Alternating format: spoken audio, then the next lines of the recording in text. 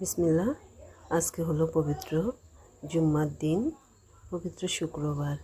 আর শুক্রবার হলেই তো একটু মনটা কেমন কেমন করে, বিশেষ করে বাচ্চাদের। শুক্রবার হলে একটু গোশ রান্না করলে তাদের মনটা খুব খুশিতে এবং আনন্দে ভরে যায়। তাই আজকে আমি বড় একটা দেশি মোরগ কিনেছিলাম, সেটা আমি আলু দিয়ে একটু লাল লাল করে ঝোল করব। মুরগির মাংসটা রান্না করার জন্য এই মশলাটা ভালো করে কষিয়ে নিচ্ছি।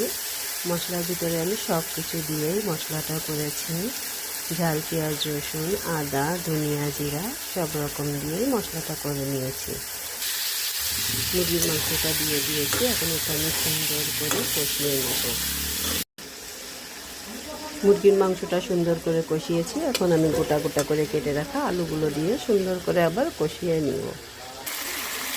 সুন্দর করে কষিয়ে নিয়েছি, এখন আমি একটু পরিমাণ মতো পানি দিব।